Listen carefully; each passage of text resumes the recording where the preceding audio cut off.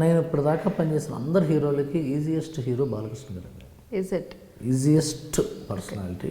Okay. ఎందుకంటే రెండు విషయాలు ఏంటంటే ఆయనతో నేను తెలుసుకుంది, is strongly logical, point number 1. ఆయన విపరీతమైన ఏకసంతాగ్రహి, అంటే ఏకసంతాగ్రహి టు ద హైయెస్ట్ లెవెల్. 2, 3 ఆయన సోతి మాట్లాడు అసలు టు ద ప్రిసైజ్గా, ఇది మ్యాటర్ ఉంటుంది అయిపోయింది. రెండోసారి చెప్తే నాకు చిరాకు, ఏకసంతాగ్రహీలతో వచ్చే ప్రాబ్లం అది. ఒకసారి చెప్పే కదా, రెండోసారి ఎందుకు చెప్పడం, ఉంటే అయిపోతుంది. అది ఒకటి. 2 ప్రిసైజ్, ఈ కాంటెంట్ అంటే అదే ఉంటాం. And is a great student at work. ఎందుకంటే I'm an actor, this is a team, creative team, these are the cameras, these are the guests. నా పరిధిని నేను ఏం చేయాలి, అంతేగాని నువ్వేం చేస్తున్నావు, నువ్వేం అసలు అది లేదు, నువ్వు ఎందుకు అలా చేస్తున్నావు, ఆ ఫింగరింగ్ లేదు ఆయన దగ్గర. సో ఏమవుతుంది, పని ఈజీ అయిపోతుంది. ఇప్పుడు మీ పని మీరు చేస్తే, నా పని నేను చేస్తే, కెమెరామెన్ ఆయన పని ఆయన చేస్తే, ఆయన టీ తాగుతుంది ఆయన పని ఆయన చేస్తే, it will be very easy. అది ఎవరి పనిలో ఎవరు ఇన్వాల్వ్ అవ్వకుండా, సో అంత గొడవ ఉండదు. లేదు నువ్వు అలా చేయంటే ఇప్పుడు చాలామంది ఏమంటే మన డిస్కషన్లో మనకి ఇంకా బెటర్ వస్తుంది, ఉంటాయి క్రియేటివ్ డిస్కషన్స్ ఉంటాయి, కానీ in that way is a very easy person ఈ హ్యాండిల్.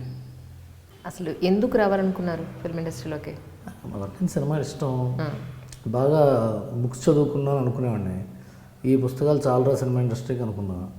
సినిమాలు విపరీతంగా చూసేవాడిని. మా ఇంట్లో బాగా పొలిటికల్లీ బాగా డిబేట్స్ మా ఇంట్లో చదువుతుండే. మా బాబాయ్, మా నాన్నగారు, మా నైబర్స్ అందరూ use to debate a lot on politics and all.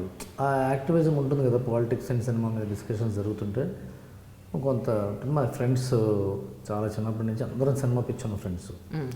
So విపరీతంగా దాని గురించి డిస్కస్ చేయడం, అనలైజ్ చేయటం, దట్ ఉంటుంది. దగ్గర అంటే ఒక కొత్త వ్యక్తి, ఎవరు ఒక గాడ్ ఫాదర్ లాంటి లేని వ్యక్తి, లేదా అంతకుముందు ఫిల్మ్ ఇండస్ట్రీలో మీ ఫ్యామిలీలో ఎవరు లేని వ్యక్తి ఫిల్మ్ ఇండస్ట్రీలోకి వస్తే చాలా సఫర్ అవ్వాలి, లేదు వెయిట్ చేయాలి. అఫ్కోర్స్ సఫర్ అనేది ఒక స్టేజ్కి వచ్చేంత వరకు ఏ ఫీల్డ్లో ఉన్న వాళ్ళకైనా కామన్గా ఉంటుంది, కానీ ఫిల్మ్ ఇండస్ట్రీలో అది ఇంకా కష్టం అనేది జనరల్గా అంటూ ఉంటారు.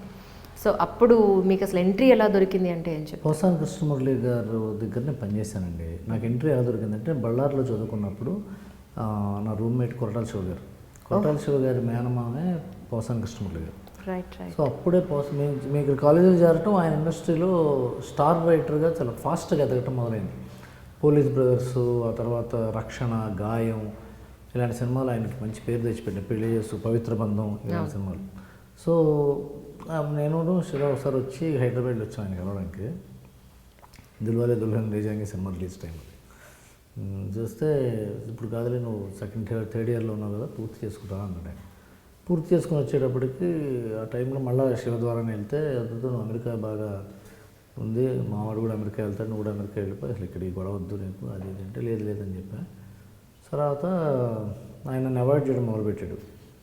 ఇక్కడ ఇదేంటి చుట్టపు చూపుగా వచ్చి లోపల కూర్చొని నా గదిలో కూర్చొని సినిమా అంటున్నాడు ఏంటని. మా అక్క, ఆవిడని నేను పోసాని మురళి గారి వైఫ్ని అక్క అంటుంటాను, లతక్క అని.